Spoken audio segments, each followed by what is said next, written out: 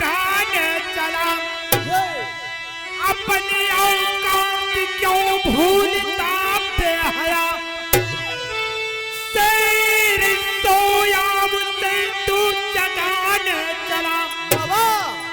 ये कहावत कभी झूठ होगी नहीं, लात का भूत बातों से माने नहीं। राम हित कभी हिमालय के चट्टान सब, इनकी गरिमा को कोई पहचाने नहीं।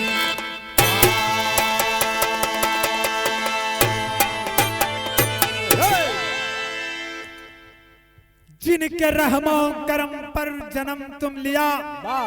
अब उसी मुल्क पर जुल्म ढाने चला। अपनी औकात क्यों भूलता बेहया, शेर सोया उसे तू जगाने चला। यहाँ कव्वाली का लाइन बा, कैसे ला?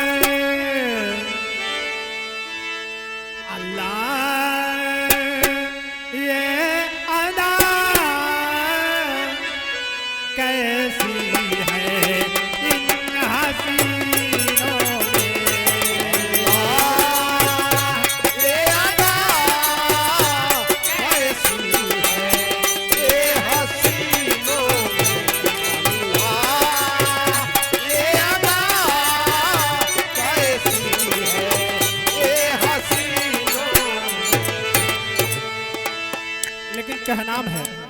कबीर जी ने लिखा क्या? अल्लाह दे दुआ,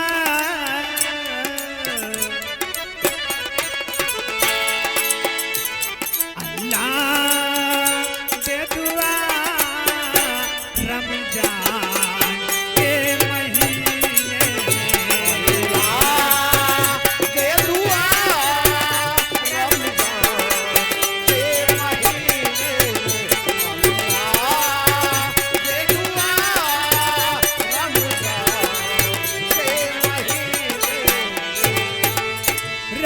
रहबरी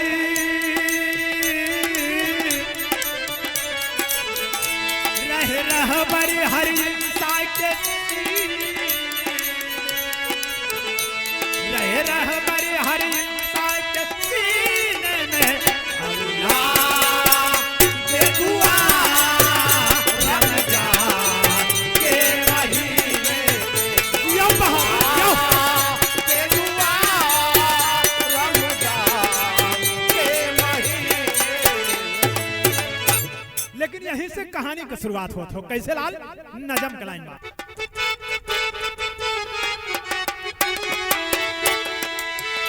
तो छोटे भाई की तरह हमने तुझे पाला था, तो बड़े अरमान से हमने तुझे संभाला था। छोटे भाई की तरह हमने तुझे पाला था, बड़े अरमान से हमने तुझे संभाला था। नहीं समझा कि हमारा ही गला काटेगा, लाश की ढेरियों से इस जमीन को काटेगा। आज वादियों को मिलता तुझसे पोषण है, सारे अपराधियों का तू ही तो दोषण है। आज तक दिल में लगी जो ना अभी बूझी है, जिनके जुल्म ढहाने को तुझे सूझी है। अरे नादान के पल पे तू गुमान किया, अरे नादान के पल पे तू गुमान किया, धोखा करके मेरा अपहरण भी मान किया, धोखा करके मेरा अपहरण भी मान किया, धोखा करके भी मान किया। ए बाबू,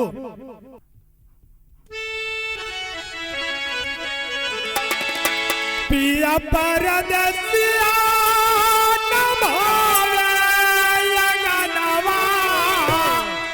अरे बिरही बनल बा सिजोरिया की मोर, उड़ी उड़ी जाले अचरिया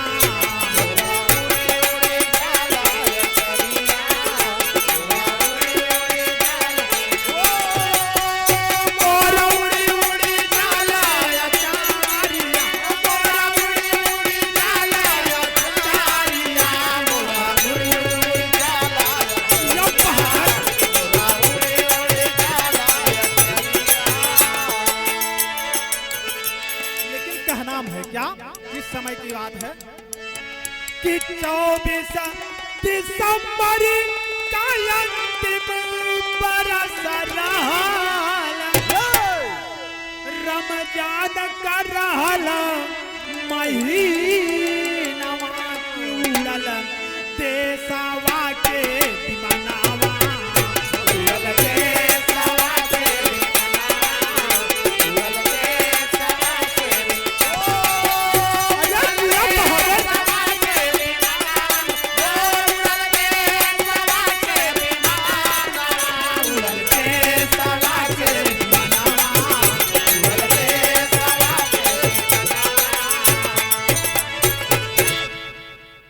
सन 2024 दिसंबर। वाह।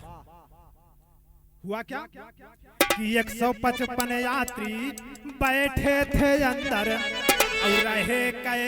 पटना राजेंद्र, रहे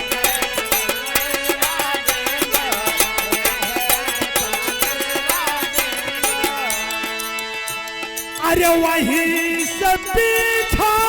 किया वो जवानी, अरे द्रोही बना पाकिस्तानवा की उड़ल देशवा के दीवानावा, उड़ल देशवा के दीवानावा, उड़ल देशवा के उड़ल देशवा के दीवान, उड़ल देशवा के दीवानावा, उड़ल देशवा के दीवानावा, उड़ल देशवा के दीवानावा। ए भैया हो वहाँ विमान में 155 यात्री, वाह, और 10 विमान के स्टाफ वाले, यानी कुल मिला के 165 आदमी बैठे। तो होता है क्या कि काठमांडू से अमृतसर आई और सोई सरकार पता नहीं पाई, सोई सरकार पता नहीं पाई, सोई सरकार पता नहीं पाई। संगीन के बलि पे पांचव जवानी, और जबरी से कैलन हरानवा की उड़ल देशवा के उड़ल देशवा के दीवाना, उड़ल देशवा के दीवान, उड़ल देशवा के दीवाना, उड़ल देशवा के दीवाना, उड़ल देशवा के दीवाना। ये भैया हो नेपाल के काठमांडू से वाह, विमान उड़ल है और वही विमान में 5 उग्रवादी यात्री के रूप में बैठ गए। ओहो, और जब विमान आसमान में उड़ल है भैया हो तब उग्रवादी अपन रंग दिखावे शुरू कर रहे। यहाँ एक गीत बा मास्टर, कवन कि गोरी तोरी गोरी तोरी मुस्की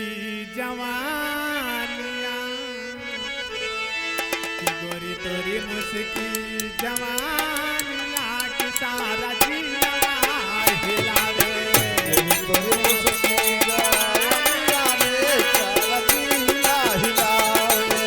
तोरी तोरी मुस्की जवानिया रे सारा जिला हिलावे। लेकिन कहनाम है क्या? द्रोही बना पाजी पाकिस्तानवा सारा देशवा हिलावे, द्रोही बना पाजी पाकिस्तानवा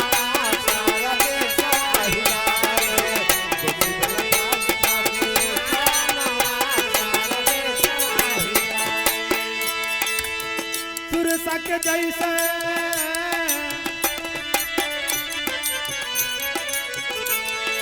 सुरसा जैसन बाढ़े दुश्मनिया सारा देशवा हिलावे,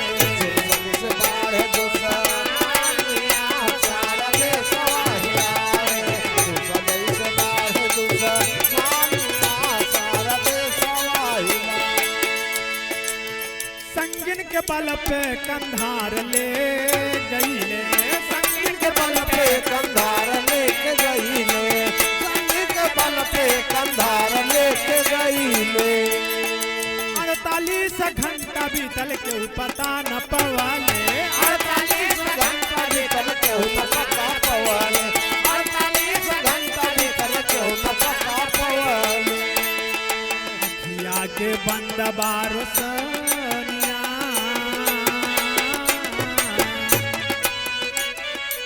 भैया हो विमान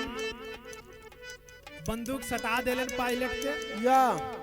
और कहलन कि अब हम जहाँ कहा थे वहाँ लेके चला वाह ले जाए के कंधार में अफगानिस्तान के कंधार में ओका उतार देलन 48 घंटा बीत गए केहू के पता नहीं चला वाह तब धीरे धीरे अब यहाँ विमान विभाग वाले जो वाह एयरलाइन उनकर रेडार ने बतावत है कहूँ रडार ने बतावत कि विमान कहाँ चली गई 48 घंटा बीत गए 48 घंटा के बाद पता चलल है कि विमान 8 दिन बीतल ना मिले पानी दाना 8 दिन बीतल नाही मिले पानी दाना 8 दिन बीतल नाही मिले पानी दाना आए दुर्गंध विमान पे खाना आए दुर्गंध विमान पे खाना आए दुर्गंध विमान पे खाना खतरे में सबकी जीवानियां खतरे में सबके जीवानियां सारा देशवा हिलावे खतरे में सबके जवानिया सारा देश हिलाए खतरे में सबके जवानिया सारा देश हिलाए ए भैया हो पता चलल कोशिश करे शुरू कैले ना वाह लेकिन कौनो कौनो जुआड़ काम नहीं करत हो धीरे धीरे 8 दिन बीत गया ओहो अब वो विमान साला पूरा पैखाना बनी गया न तो वहाँ दाना पानी कोनो चीज के व्यवस्था है वाह और उग्रवादी केहू को छोड़े के तैयार ना हुए तब यहाँ टेरी का भाव लिखे के पड़ल कैसे लाल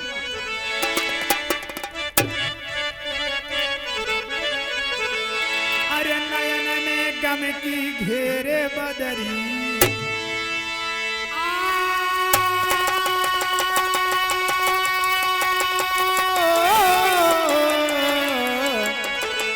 नयन में गम की घेरे बदरी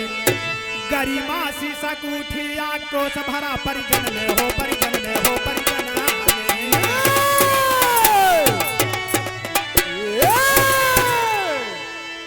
गरिमा शीशा कुथी आक्रोश भरा परिजन में नयन में गम की घेरे बदले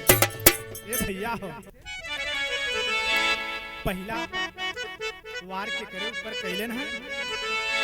कोई हो भी मनवा रूपनी का चालक रहल और रचना नवेली संग जेकर दुलाही किया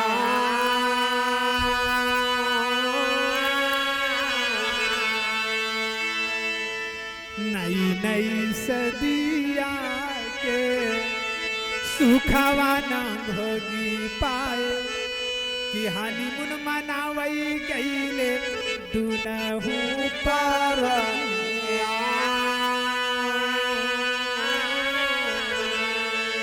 उही विमान स्टाफ के ही लोग पायलट स्टाफ के लोग उसी में एक कपल था वाह वाह जौने का नाम रूपनी के रहल भैया हो नई नई शादी भल रहल और दोनों हनीमून मनावे बदे विदेश जात रहल वाह कैलन का पापी हाय नीरदैया के आवे ना दरदिया हो चकुआ से पोरे पोरे छेदाले बदनिया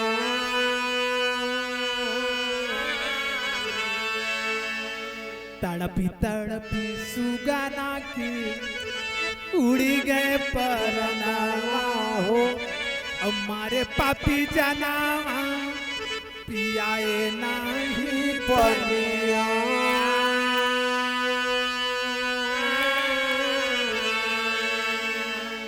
ए भैया भैया हो चाकू से धीरे धीरे तड़पा तड़पा करके कहीं कुछ काट देते हैं, कहीं कुछ काट देते हैं, तड़पा तड़पा करके उसको रूपनीक को मार डाले, लेकिन बेचारे को पानी तक नहीं पिलाए, तड़पता हुआ वो मर गया। लेकिन और होता है क्या, लाल ही पे पहपड़वा कैसे आवा।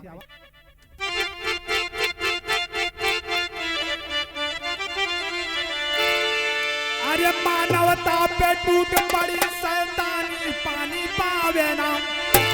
अरे मानवता पे टूट पड़ी शैतानी पानी पावे ना,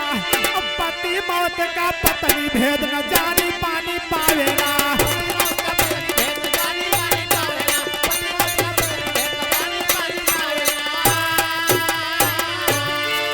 2 घंटा तक तड़पा के पापी ले लिया परनवा हो, बधी आँख में सबके पट्टी, अरे मुदा रहल नयनवा हो, रचना से दुनिया पुन कोई बेगानी पानी पावे ना, अब कैसे बीती है वही अलहर जवानी पानी पावे ना, कैसे बीती है वही अलहर जवानी पानी पावे ना, कैसे बीती है वही अलहर जवानी पानी पावे ना। ए भैया हो रूपनीक के मार देलन, चाकू से गोद गोद के मार देलन, लेकिन जवन ओकर दुल्हन बार रचना बाव के पता तक नहीं चल। काहे बदे, विमान में जितना लोगन बैठन हुए सबके आंख में पट्टी बदल, रचना का पति का मौत हो गई, लेकिन रचना के पता तक नहीं चलल, पानी बदे तड़पा तड़पा के मार देलन। तो कहना है आल्हा में मास्टर कैसे,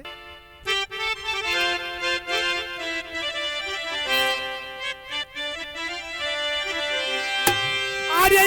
कवरी दासती गम हाथवा मुढ़ावे, अब ये कवरी सीने में चुभावे तालावा,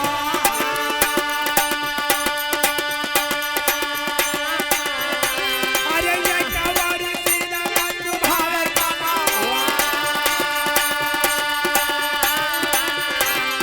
ये कवरी का रही हमसे मीठी मीठी पतिया, एकावरी चोरी से जुटावे हाथिया, चोरी चोरी आवे जे चोर कहीं जाए,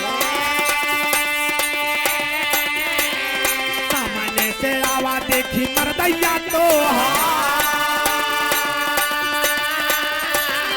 कवन हो प्रतिक्रिया ना भाया ना तुर्की देशा,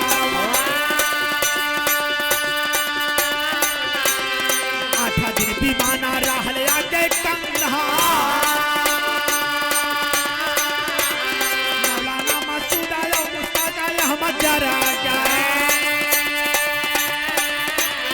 असमत उमर से खाऊ उग्रवादी खूफा,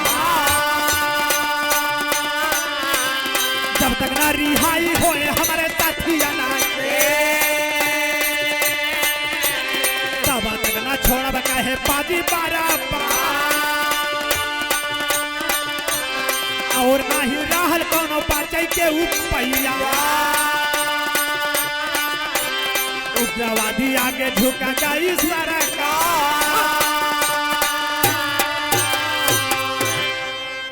ए भैया हो मारा शुरू कैले ना धीरे धीरे, सरकार के अपन शर्त बतौले ना, का शर्त बतौले ना के मौलाना मसूद, मुस्ताक, अहमद, जरगर और असमद उमर से इन 5 उग्रवादियों को हमें दे दिया जाए, तब हम इस विमान को छोड़ेंगे, नहीं तो एक एक करके सारे नागरिकों को मार डालेंगे। वाह भैया हो सरकार बड़ी जुगाड़ कैलेस, लेकिन कोनो जुगाड़ नहीं लगल, तब निर्णय भयल कि 5 उग्रवादियों को छोड़ दिया जाए। 155 यात्रियों के बदले में 5 उग्रवादियों को ले जाने का फैसला दिया गया, छोड़ने का फैसला किया गया। अरे 5 के छुड़ा के पापी गए कौन ओरिया कि अफगानिस्तान हमार मददगार,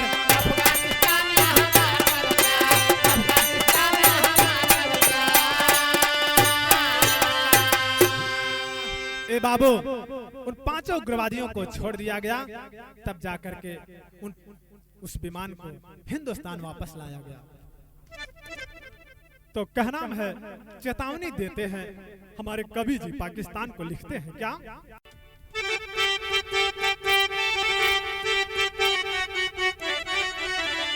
अरे हिंसा का छोड़ी रास्ता, भाईचारा का जोड़ी रिश्ता,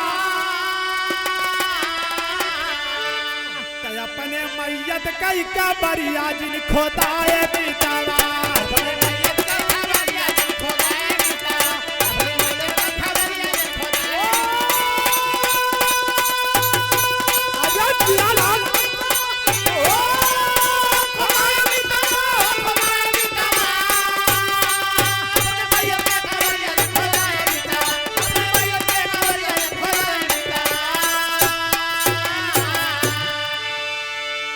कवि जी ने कहा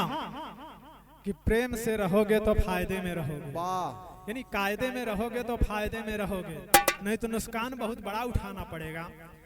उग्रवादी को देत बढ़ावा, इसे बंद अब कीजिए, अरे हिंसा की अब राह छोड़, भारत से शिक्षा लीजिए, तभी जे चुनते से पर दिया जिन खोदाए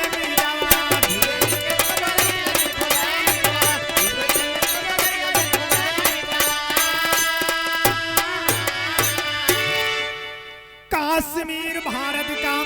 दिल है यही कलेजा, अरे जिया तो जिंदगी का भाव न दे भाई, खोल कहे भेजा, तो चाहे कट जाए मौरिया जिन खोदाए बीता।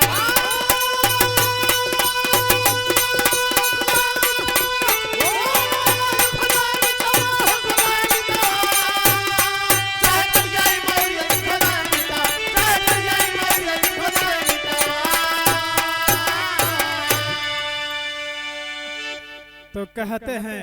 कि दूध मांगोगे तो खीर देंगे, अरे दूध मांगोगे तो खीर देंगे, और कश्मीर मांगोगे तो चीर देंगे। ए भैया हो, तो कहना है क्या कि राम में ते गुरु सीताराम, कहे वतन के सच्चे पीर, भारत माँ के माथे के ऊपर गरजे भारत के वीर,